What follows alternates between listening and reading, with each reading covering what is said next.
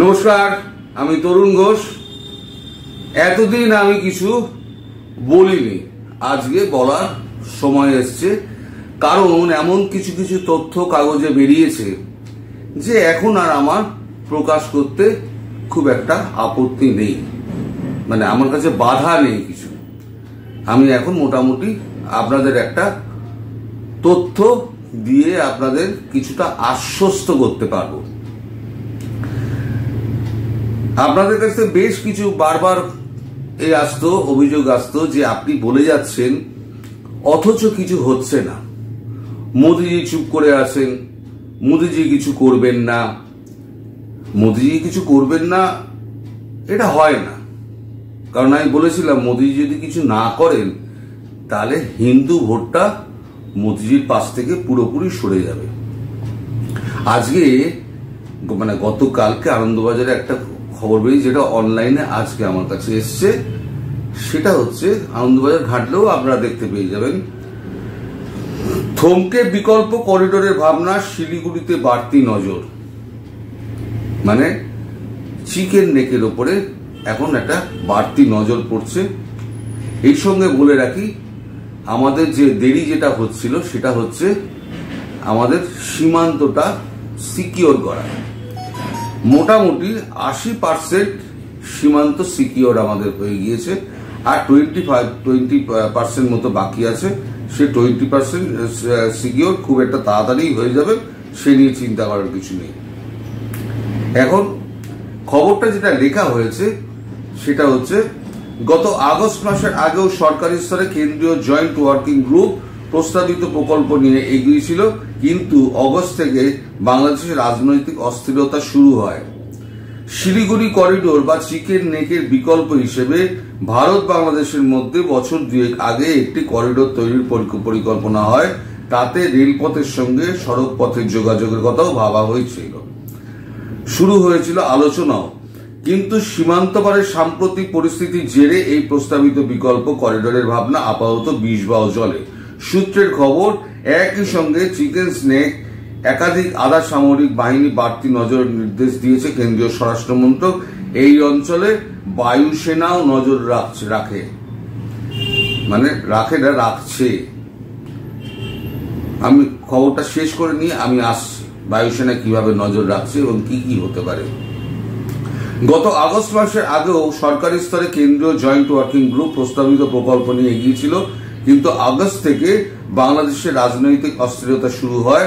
সূত্রের দাবি, এই পরিস্থিতিতে সীমান্ত এবং চিকেন নেক নিয়ে নতুন করে ভাবছে কেন্দ্রীয় সরকার। বাংলাদেশ, নেপাল ও ভুটানের সীমান্তে নজরদারি বাড়ানোই শুধু নয়, ওই তিন দেশকে ভিত্তি করে চীনের আগ্রাসী মনোভাবও ভাবাচ্ছে কেন্দ্রকে। সেই মতো চিকেন নেককে আরো সুরক্ষিত রাখতে প্রস্তুতি চলছে। মানে প্রস্তুতি মোটামুটি কমপ্লিট, আমি যেটা বললাম 80% কমপ্লিট হয়ে গেছে, আর 20% বাকি আছে। সরকারি সূত্রের খবর, উত্তর পূর্বাঞ্চলের মেঘালয়ের মহেন্দ্রগঞ্জ থেকে দক্ষিণ দিনাজপুরের হিলি পর্যন্ত নতুন করিডোর নিয়ে দু দেশের আলোচনায় ঠিক হয়। সেই করিডোর বাংলাদেশের ঘোড়াঘাট, পলাশবাড়ি ও গাইবান্ধা দিয়ে আসবে। করিডোরের মাধ্যমে এলিভেটেড রোড বা উঁচু করে রাস্তা বানানো ও পরে রেলপথ তৈরির কথা বিবেচিত হয়েছিল। ভাবনা ছিল 200 কিলোমিটার এবং 20 থেকে 60 কিলোমিটার চওড়া শিলিগুড়ি করিডোর বা চিকেন নেকের কোনো অস্থির বা বন্ধ হলে দ্বিতীয় করিডোর দিয়ে উত্তর পূর্বের সঙ্গে ভারতের বাকি প্রান্ত যুক্ত থাকবে। শেখ হাসিনার সরকার নিজের দেশের অর্থনৈতিক উন্নতি, পর্যটনের বিকাশ, নিরাপত্তা এবং ভারতের স্বার্থের কথা সহযোগিতা কথা মাথায় রেখে তাতে প্রাথমিকভাবে সায় দেয় বলে সূত্রের খবর। কেন্দ্রীয়ভাবে উত্তরবঙ্গে চিকেন নেকের নজরদারির দায়িত্ব সেনাবাহিনী এবং বায়ুসেনার রয়েছে। রাজ্যের তরফে সীমান্তের অভ্যন্তরে চিকেন নেকের এলাকাগুলি নজরদারিতে চলে। সূত্রের খবর, সম্প্রতি বাংলাদেশের পরিস্থিতি নিয়মিত বদল হতে থাকায় সীমান্তের দুই পারের উত্তেজনাই অব্যাহত রয়েছে।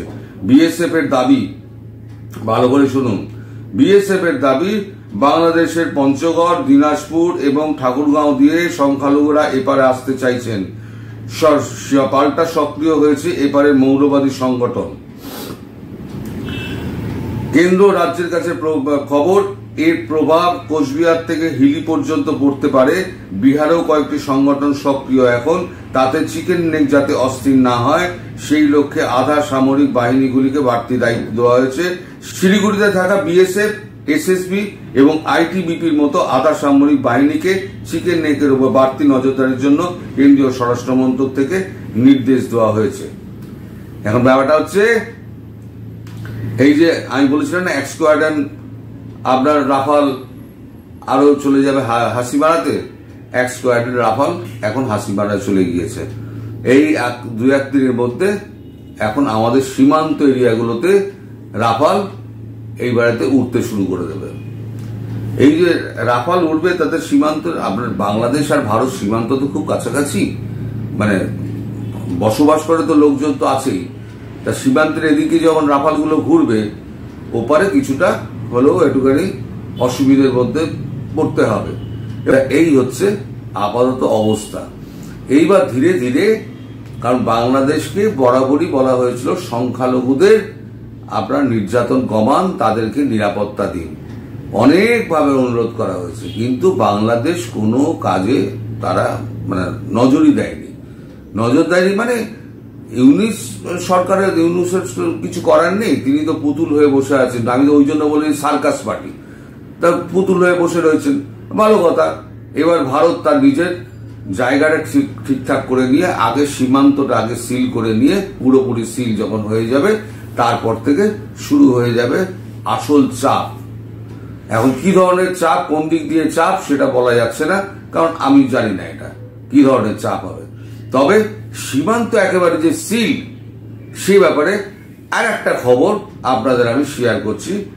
এখন এই যে গজবাই-হীন কাণ্ডেওয়ালা লোক আছে না, যারা ঘোড়ায় চেপে তরোয়াল হাতে টকবকিয়ে গজবাই-হীন করতে আসবে, সেই গজবাই-হীন করার লোকগুলোকে বলুন যেন তারা একটুখানি সীমান্তের দিকে আসার চেষ্টা করেন, তাহলে গজবা ফজবা না একদম উড়ে যাবে।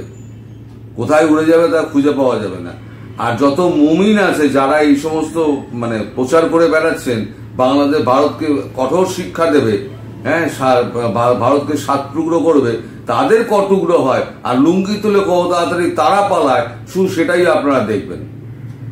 এবার সীমান্তের খবরে আসি, যেটা বলা হয়েছে কড়া পাহারা সীমান্ত জুড়ে বন্ধ পাচার, সমস্ত রকম পাচার বন্ধ হয়ে গেছে। পরিসংখ্যান বলছে সে কথাই। পুলিশ সূত্রে জানা গিয়েছে নভেম্বর মাসের প্রথম দিকে পাচারের আগে প্রচুর গরু, প্রায় 100 উদ্ধার করে পুলিশ। দিনের আলোতে রাইফেল হাতে সীমান্তের এক প্রান্ত থেকে আর এক প্রান্তে নজরদারি করছে সীমান্তরক্ষী বাহিনী জওয়ানের দল। সন্ধ্যে নামতে নাইট ভিশন ক্যামেরার সতর্ক চোখ, মাথার উপরে চক্কর কাটছে ড্রোন, কোথাও টু শব্দ পেলে ঘিরে ফেলছে জওয়ানেরা। বাংলাদেশে অস্থির পরিস্থিতির জেরে সীমান্তে নজরদারি বেড়ে গিয়েছে কয়েক গুণ। দাবি তার জেরে চোরাচালান কার্যত বন্ধ হয়ে গিয়েছে সীমান্তে। দিন কয়েক ধরে আর সীমান্ত পথে তাই দেখা যাচ্ছে না গরুর পাল।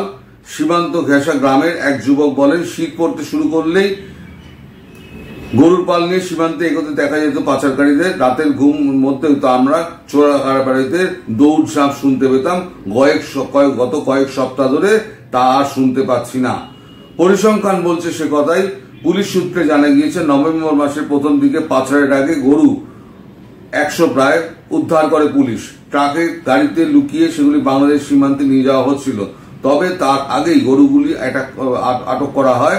গত সপ্তাহে ধরে যেভাবে গরু উদ্ধার হয়নি, কারণ নিয়েই যায়নি আর কি। বিএসএফ এর রানীনগরের এক আধিকারিক সুভাষ শর্মা বলেন, সীমান্তে কড়া নজরদারি রয়েছে, চোরাচালানের কোনো সুযোগ নেই। বিএসএফ এর গোপালনগর রেঞ্জের এক আধিকারিক বলেছেন, বাংলাদেশের অস্থির পরিস্থিতির জেরে নানা কারণে সীমান্তে নজরদারি অনেক গুণ বাড়িয়ে দেওয়া হয়েছে, সবাইকে সতর্ক করা হয়েছে, চোরাচালান বন্দোবস্ত ব্যবস্থা নেওয়া হচ্ছে। এখন তাহলে সীমান্ত দিয়ে এই যে আপনারা কিছুদিন আগেও আমি শুনতে পেয়েছিলাম সব বলছে, গরু আমরা যদি না কিনতাম তাহলে তো ভারত ভিখারি হয়ে যেত। আমরা গরু খাই বলে ওদেশে গরুর সংখ্যা কম, তাই আমরা যদি না কিনি তাহলে রাস্তাঘাটে অফিসে কাছারি সব গরুতে ঘুরে বেড়াবে, তাহলে বাংলাদেশের কাছে বাধ্য হয়ে ভারত গরু বিক্রি করে। এইবারেতে গরুটা তো দেওয়া বন্ধ হয়ে গেল। এবার আপনারা যাও বা গরুর মাংস পাচ্ছিলেন, এবার থেকে গরুর মাংস পুরোপুরি বন্ধ। মানে একবার যেটা বন্ধ হয়ে যায় জানবেন সেটা কিন্তু বরাবরের জন্য বন্ধ হয়ে যায়। আর ভারতবর্ষকে টেক্কা মারার জন্য নিজের জনগণকে ধোঁকা দিয়ে, নিজের জনগণকে একেবারে বিপাকে ফেলে আপনারা পাকিস্তান থেকে সব চিনি ফিনি আমদানি করছেন। খুব ভালো কথা, চিনি আমদানি করছেন পাকিস্তান থেকে। আমদানি করে যদি আপনারা ভালো থাকেন তাহলে ভালো তো। চিনি, চাল, ডাল, তেল বাংলাদেশ ভারত যখন বন্ধ করে দিয়েছিল তখন পাকিস্তান কি করেছিল? বন্ধ কেন করেছিল? বন্ধ তো ভারত করেনি। যখন আমাদের 370 কাশ্মীরে যখন অ্যাব্রোগেট করা হয় তখন পাকিস্তানের প্রধানমন্ত্রী ছিলেন আমাদের ইমরান খান, প্রাক্তন ক্রিকেটার। তিনি বলেছেন হাম ট্রেড নেই করেঙ্গে। তারপর যখন বাস্তব অবস্থা যখন বুঝতে পারলো তখন কিন্তু পাকিস্তান পায়ে পড়ে গেছিল। পায়ে পড়ে গিয়ে কি করেছিল তার আমি একটা উদাহরণ দিচ্ছি। একটা খবর, পুরনো খবর। এই খবরটা এখন প্রাসঙ্গিক হয়েছে এই কারণে যে আপনারা এখন লক্ষ লক্ষ টন চিনি পাকিস্তান থেকে কিনে আনছেন। খুব ভালো কথা, পাকিস্তান থেকে কিনে আনুন। এই ব্যাপারে একটা মিম বেরিয়েছে, গত বছরে ইন্ডিয়া থেকে 5 লক্ষ টন চিনি কিনেছে পাকিস্তান, তার মধ্যে আবার সেই চিনি থেকে 25,000 টন বাংলাদেশ কিনছে পাকিস্তানের কাছ থেকে। এইবার আপনাদের এই সার্কাস পার্টি সরকারের কাছে আপনারা একটা শ্বেতপত্র দাবি করবেন যে ভারত থেকে কত দামে কেনা হতো চিনি আর পাকিস্তান থেকে কত দামে কেনা হচ্ছে চিনি।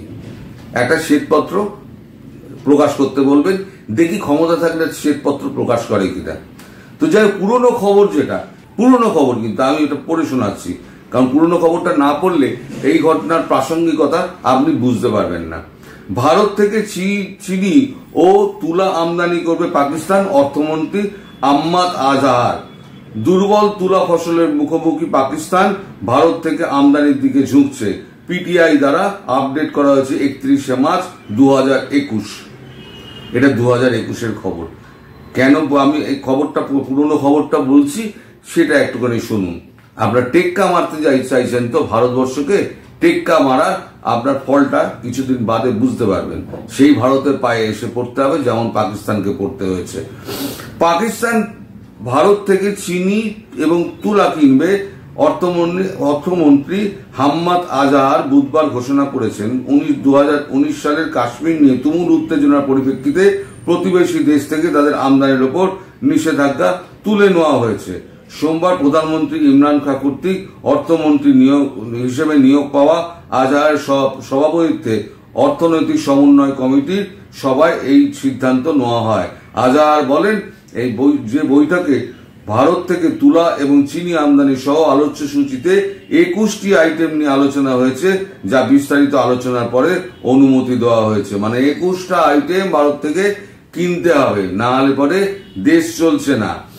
এই পণ্যগুলি আমদানি পুনরায় শুরু করার ফলে দ্বিপাক্ষিক বাণিজ্যিক সম্পর্কের আংশিক পুনরুজ্জীবন ঘটবে, যা 5 আগস্ট 2019 জম্মু কাশ্মীরের বিশেষ মর্যাদা প্রত্যাহার করার ভারতের সিদ্ধান্তের পরে স্থগিত করা হয়েছিল।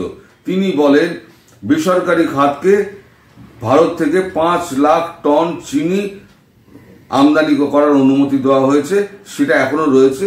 প্রতি বছরে 5 লাখ মেট্রিক টন করে চিনি, প্রতি মাসে 5 লাখ মেট্রিক টন করে চিনি পাকিস্তান আমদানি করে। তিনি আরো বলেন, সরকার অন্যান্য দেশ থেকে চিনি আমদানির অনুমতি দিলেও অন্যান্য দেশে পণ্যটির দাম অত্যন্ত বেশি।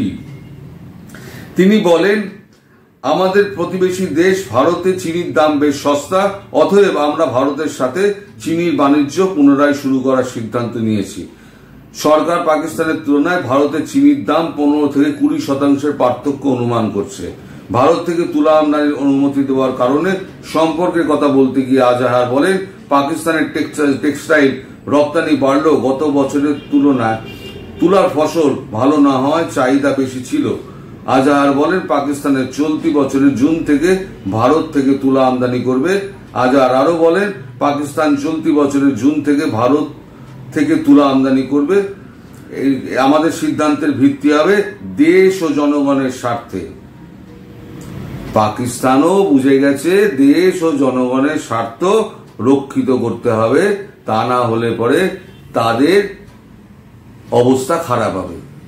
আর আপনাদের দেশের এই সার্কাস পার্টি তারা কি করছে, তারা পাকিস্তান থেকে 5,000 টন না 7,000 টন চিনি আমদানি করে 25,000 টন চিনি আমদানি করছে। তাহলে পাকিস্তান যে খরচা করে চিনিটা এখান থেকে নিয়ে গিয়েছে তার তো খরচা হয়েছে, এলসি তো খরচা হয়েছে, ট্রান্সপোর্টেশনে খরচা হয়েছে। এইবার সেই চিনিটা তার একটা প্রফিট রাখবে, খুব সাধারণভাবে প্রফিট রেখে সেই চিনিটা সে দেবে। তাহলে দামের তফাৎটা যেটা আগে এই বর্ডার দিয়ে যেত স্থলপথে, যে দামে চিনিটা বাংলাদেশ পেত, চিনি, চাল, ডাল, তেল, গম সবকিছু যা যে দামে পেত সেই দামে কি পাকিস্তান থেকে পাবে? স্বভাবতই পাবে না। কারণ আমি বড় বাজারের একটা দোকানদার এর থেকে মজুদদারের কাছ থেকে আমি এর মাল কিনে আনলাম, আমার দোকানে রাখলাম, তা আমার এই যে ক্যারিং কস্ট আছে, আমার লেবার আছে, আমার লেবার পেমেন্ট আছে, সব মিলিয়ে তার উপর একটা দাম ধার্য করে আমি আমার প্রফিটটা নিয়ে আমি আমার দেবো। পাকিস্তানও তাই করবে। এইবার শ্বেতপত্র আপনি প্রকাশ করতে বলে আপনারা বলুন সরকারকে, এই সার্কাস পার্টিকে, যে চিনিটা কত দরে কেনা হচ্ছে আর আগে ভারত থেকে কত দরে চিনি কেনা হতো। পাকিস্তান বুঝে গিয়েছে যে জনগণের পাশে দাঁড়াতে হবে। আপনাদের সরকার দ্বিতীয় স্বাধীনতার সরকার, সেই দ্বিতীয় স্বাধীনতার সরকার তারা কি করছে, তারা সমস্ত কিছু বিসর্জন দিয়েছে। তারা সাধারণ মানুষের দিকে তাকাচ্ছে না। যারা আতপেটা খেয়ে রয়েছে, যারা শ্রমিক শ্রেণী, একে তাদের কাজ নেই, কোম্পানিগুলো বন্ধ হয়ে গিয়েছে, যারা রিক্সা চালায় তারা যাত্রী পাচ্ছে না, কারণ লোকের পকেটে টাকা নেই, ব্যাংকে টাকা নেই, টাকা ছাপানো হচ্ছে, কোটি কোটি টাকা বাংলাদেশি টাকা ছাপানো হচ্ছে। কত টাকা ছাপানো হয়েছে তা কিন্তু হিসেব দেওয়া হয়নি। টাকা ছাপিয়ে ব্যাংকের হাতে দেওয়া হচ্ছে যাতে ব্যাংক দেওয়া হয়। তাতে যে অর্থনীতির কি সর্বনাশ হচ্ছে সে একমাত্র অর্থনীতিবিদরা বলতে পারবেন। এখন তো ঢিলে অবস্থা, অর্থনীতি তো 12টা বেজে গেছে, টাকা ছাপিয়ে তো অর্থনীতির আরো 12টা বাজিয়ে দেওয়া হয়েছে। যে কোনো অর্থনীতিবিদকে জিজ্ঞেস করবেন যে টাকা ছাপিয়ে কি দেশের দূর করা যায়, দারিদ্র দূর করা যায়, অর্থ ব্যবস্থা ঠিক করা যায়, তিনি বলবেন, ইকোনমিক্স যিনি জানেন তিনি বলবেন যে আরো খারাপ হবে। তা সেই খারাপের দিকে চলে গিয়েছে অলরেডি। এরপরে যদি ভারত কোনো স্ট্রং অ্যাকশন নেয় তাহলে বাংলাদেশের অস্তিত্ব কিন্তু ম্যাপ থেকে মিটে যাবে। হ্যাঁ, বাংলাদেশ থাকবে, কতগুলো টুকরোয় ভাগ হয়ে বাংলাদেশটা থাকবে। আমাদের এখানে 7 টুকরো ভাগ করার স্বপ্ন ছেড়ে দিন, নিজের দেশ বাঁচান। নিজের দেশ বাঁচানোর জন্য যা যা করার সেগুলো করুন। খুব সম্প্রতি দেখতে পাবেন বাংলাদেশের আকাশে 2-4টে রাফাল ঘুরে বেড়াচ্ছে। তারপর কোন দিন কি হবে সে তো ঈশ্বর জানেন, আপনাদের আল্লাহ জানেন, আমি ওসব বলতে পারবো না। তবে সময়ের ওপর সবকিছু ছেড়ে দিয়েছি, সময় সমস্ত কিছু বলে দেবে। আর যতক্ষণ না পর্যন্ত হিন্দুরা সুরক্ষিত হচ্ছে ততক্ষণ পর্যন্ত কিন্তু আপনাদের ভারত শান্তিতে থাকতে দেবে না। ঠিকই তার অবস্থা দেখতে পাবেন। সেই অবস্থার দিকে তাকিয়ে থাকুন, একটুখানি একটু অপেক্ষা করুন। সবার সব সময় মতো হবে, একটু অপেক্ষা আপনাদের করতে হবে। সবাই ধৈর্য ধরে অপেক্ষা করুন, এটি বিনতি করব। আর কি বলতে পারি আমি, সবাই ভালো থাকবেন, সাবধানে থাকবেন আর সতর্ক থাকবেন। নমস্কার।